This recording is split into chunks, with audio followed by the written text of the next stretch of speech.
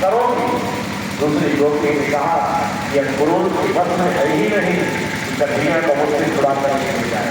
जब तक हमारे प्राण धरती पर है तब तक हम भगवान को जाने ही नहीं देंगे। एक दूसरी गोपी ने कहा जब कन्हैया स्वयं जाने के लिए तैयार है तो रोकना संभव है। अगर भगवान न जाते तो हम लोग रोक लेते, लेकिन भगवान जो स्वयं जाने के लिए तैयार है तो कैसे रोका जाएगा। एक तीसरी गोपी ने रोते हुए कहा भगवान स्वयं जाने के लिए तैयार है तो जाएं, हम सारी गोपियां चलेंगे, चल करके जिस रथ से अपूर्ण कन्हैया को लेकर के जाएगा हम उस रथ के सामने लेट जाएंगे। अगर भगवान को जाना होगा तो हमारे ऊपर से रथ को चलाते हुए लेकर के जाए, वैसे तो मैं कन्हैया को जाने ही नहीं होगी। रथ की सारी गोपियां रोती हुई बिलखती हुई चिल्लाती हुई दौड़ती हुई आई, रथ के चारों तरफ जाकर के सब लेट जाती है। भगवान को पता चला कि ब्रज की गोपियों की जीवन बहुत दुख है। भगवान आज ब्रज छोड़कर के जाने वाले हैं। एक एक द्वार एक एक कोना पकड़ करके ब्रजमंडल के एक एक वृक्ष को पकड़ करके सब रो रहे हैं। भगवान की दृष्टि पड़ी हुई यशोदा के गौशाले में। गायों को ये पता चल गया, भजन लग गई कि भगवान मुझे छोड़ करके जा रहे हैं।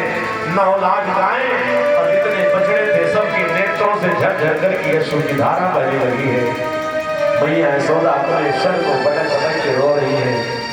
जैसे अक्रूर का रथ आगे बढ़ा, सारे ब्रजवासी चिल्लाने लगे कन्हैया कन्हैया कन्हैया, एक क्षण के लिए तो रुक जाओ।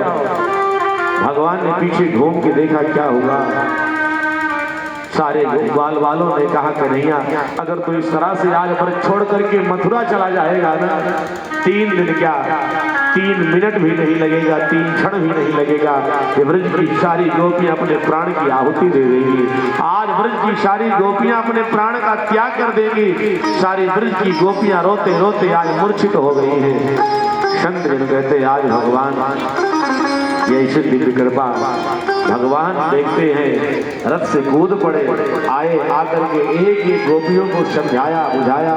3 दिन की बात है, मैं पुनः वापस आ जाऊंगा राधा रानी के पास में। राधा रानी तुझे तो पता है ना, तू मेरी हैलादनी। कृष्ण का रथ थोड़ा सा आगे बढ़ा, सारे ब्रजवासी पुनः चिल्लाने लगे कन्हैया कन्हैया कन्हैया, एक क्षण के लिए आप रुक जाओ। क्या हुआ? लगता है आप ब्रज छोड़ करके मथुरा जा रहे हो। ये दृश्य को देख करके मैया यशोदा का प्राण मानो उनके शरीर से निकल गया है। इतना सुनते ही भगवान पीछे घूम के देखे, मैया यशोदा मूर्छित होकर के पृथ्वी पर गिर पड़ी थी और भगवान कूद पड़े। और जैसे कूदे सबसे पहले दौड़ते हुए गए मैया यशोदा के पास पहुंचे। मैया यशोदा ने कन्हैया के सामने हाथ जोड़ के कहा कन्हैया आज तो ब्रज छोड़ करके जा रहा है ना। भगवान ने कहा हाँ मां, मात्र 3 दिन के लिए जा रहा हूँ। कन्हैया तू सच सच बोलना, तू जब ब्रज छोड़ करके इस यशोदा को छोड़ करके मथुरा जाएगा ना तो तुझे जन्म देने वाली तुम्हारी उमा देवकी मिलेंगी।